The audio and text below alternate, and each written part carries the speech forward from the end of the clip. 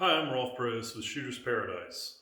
This is our seventh video in our little series on situational awareness and specifically what you should be looking for.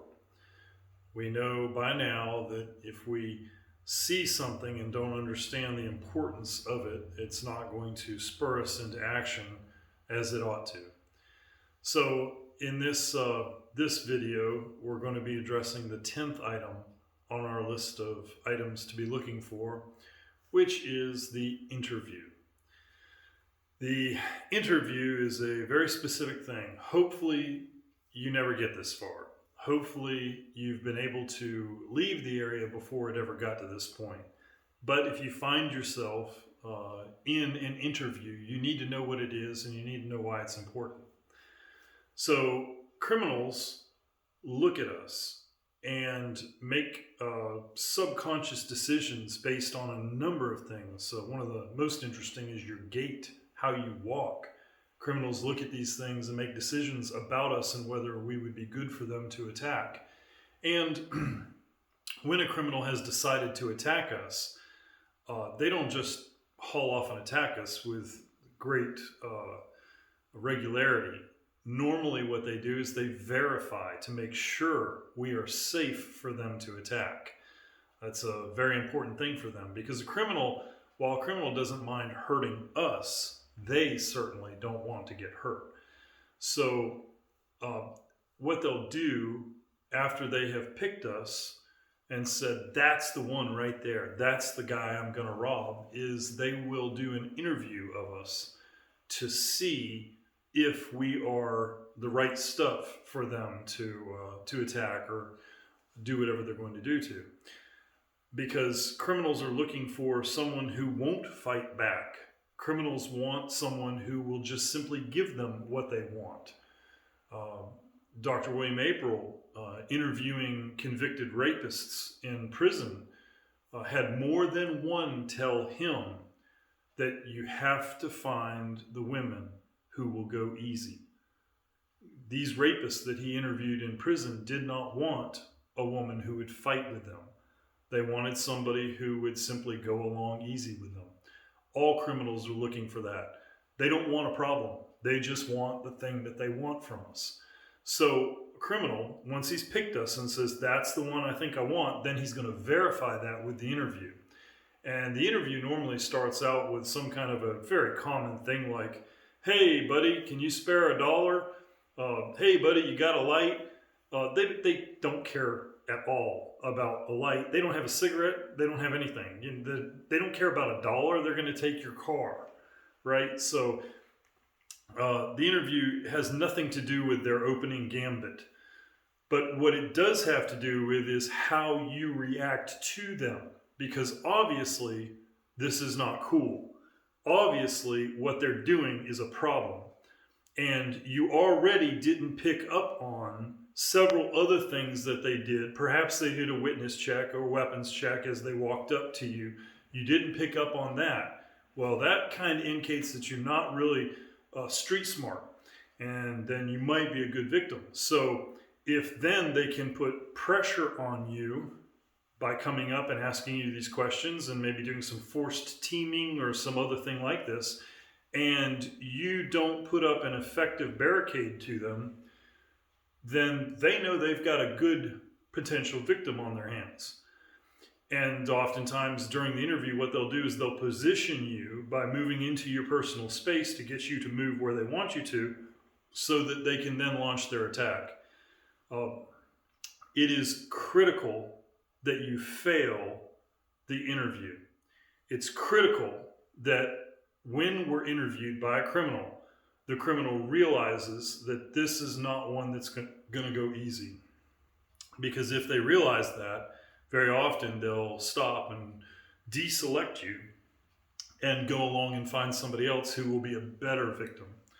So the interview process is really just an opportunity for the criminal to verify that you're going to be a good victim and give them what they want, whatever that is, and that they can use that time also to kind of push you into a position if they want to kidnap, then oftentimes what might happen is a combination carjacking, kidnap. They'll back you up to your car and put you in a position where they can force you in the car and take the car and drive away, that kind of a thing. And that would happen during the interview process.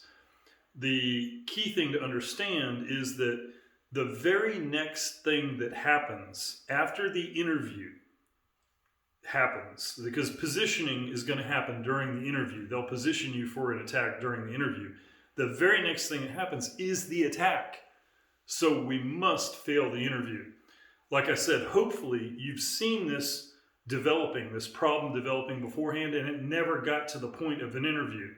But if you find yourself in an interview, hey buddy, I bet you I can tell you where you got your shoes, that's an interview.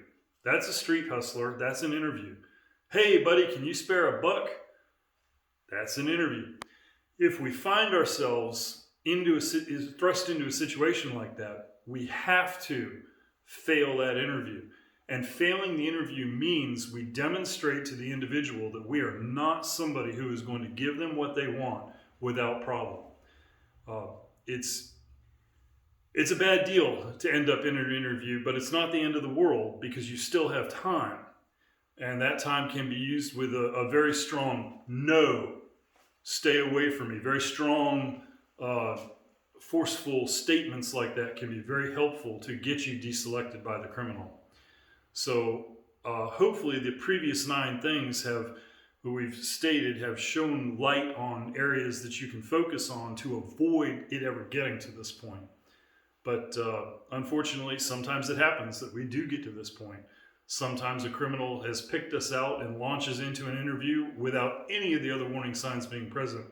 So the key thing there is to don't allow other people to have control over the social situations you find yourself in with them out on the street. A stranger who comes up to you on the street wants something from you. When was the last time you were on the street and a perfect stranger came up to you and gave you something wonderful on the street? No, they don't do that. They come up to us. Strangers come up to us because they want something from us. So rather than allowing that individual to control that situation, I'm going to take control of the situation. I'm going to establish boundaries. This is my space. Get away from me. I will establish boundaries, and then I will enforce those boundaries. That's critical. Get away from me, or I will scream. And then scream. You must follow through. Get away from me, or I'll call the police. Call the police. Pull out your phone, call the police. You have to enforce the boundary, because you not enforcing the boundary tells the criminal that you're going to make a good victim. So you have to, in an interview, you have to set boundaries, and then you have to enforce them. And most of the time, as soon as you set a boundary, the criminal's going to decide this is not worth it and go along and find somebody who actually makes a very good victim who will give them whatever they want. So the interview is there's no way that you're going to miss that, because that's a stranger coming up directly to you and interacting with you. So you're going to know when you're in an interview. If you haven't noticed any of the other warning signs, or they weren't there to be seen, and you find yourself thrust into an interview, understand this is somebody who's about to attack you. They're going to take advantage of you. And put your foot down and control the situation. The vast majority of the time, that'll be the end of it right there. I hope this has been helpful to you. Feel free to leave a comment or question. I'll probably do one more video after this that will list all the items that we've discussed and just go over them very briefly. Have a great day. Stay safe. Thank you for watching and checking in.